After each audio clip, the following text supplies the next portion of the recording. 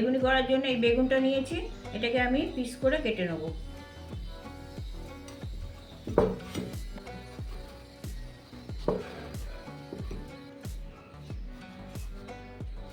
এরকম পাতলা পাতলা করে কেটে নেব। খুব পাতলাও নয়, খুব মোটাও নয়, এইরকম করে কেটে নিলেই হবে। কুমড়ো বড়া খেতে ভালো লাগে, সেই জন্য অনেকটা কুমড়ো আমি পাতলা পাতলা পিস করে কেটে নিচ্ছি, কুমড়োর বড়া করবো বলে।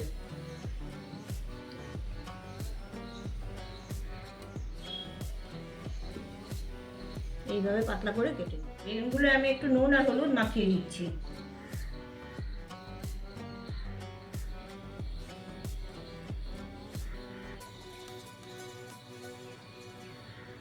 বেগুনি করার জন্য 100 গ্রাম বেসন আমি নিচ্ছি, 2 টেবিল চামচ চালের গুঁড়ো মিশাচ্ছি, সামান্য নুন দিচ্ছি, 1/4 চামচ বিট নুন দিয়ে দিচ্ছি, 1 চামচ কালো জিরে মেশাচ্ছি, 1/4 চামচ খাবার সোডা দিচ্ছি। সবগুলো আমি এবার মিক্স করে নিচ্ছি। এটা মিক্স করা হয়ে গেছে, এবার আমি এতে অল্প অল্প করে জল দিয়ে এটা মাখতে হবে। বেশি জল একবারে প্রথমে দেবেন না, দিলে পরে খারাপ হয়ে যাবে। অল্প অল্প জল দিয়ে এটাকে ফেটিয়ে ফেটিয়ে মাখতে হবে, যাতে এতে কোনো লাম্পস না থাকে।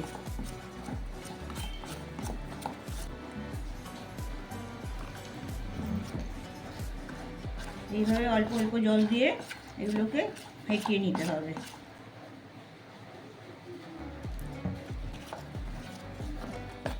এইভাবে ফেটিয়ে ফেটিয়ে এগুলো ব্যাটারটাকে স্মুথ করে নিতে হবে। যত বেশি স্মুথ হবে তত বেগুনি ভালো ফুলবে, পরিষ্কারভাবে বেগুনিটা তৈরি হবে। ব্যাটারটা আমার গোলা হয়ে গেছে। এটা এইভাবে এইরকম জিনিসটা হবে, এটা খুব ঘনও নয়, খুব পাতলাও নয়।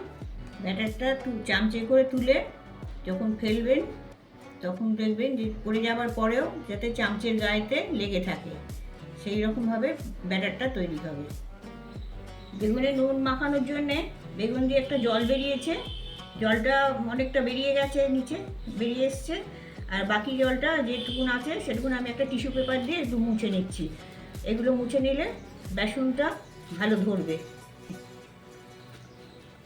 বেগুনি ভাজার জন্য ওভেনে কড়া বসিয়েছি, কড়ায় আমি 100 গ্রাম মতন সাদা তেল দিয়ে দিচ্ছি।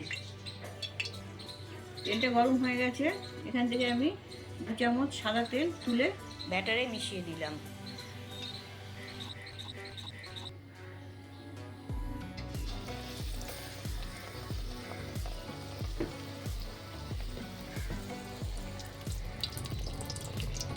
এক পিঠ লাল হয়ে গেছে, আমি এটা উল্টে দিচ্ছি।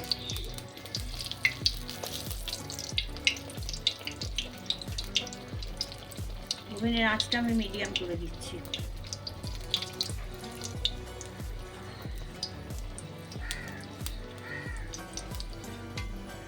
গোল্ডেন ব্রাউন হয়ে গেছে, এইভাবে সব বেগুনগুলো ভেজে নেব।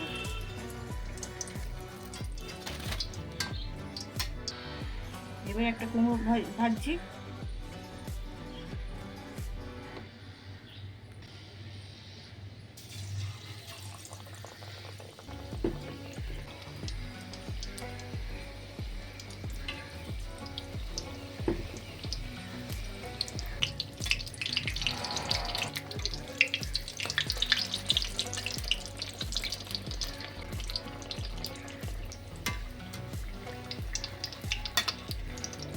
কুমড়োগুলো ভাজা হয়ে গেছে, আমি এগুলো তুলে দিচ্ছি।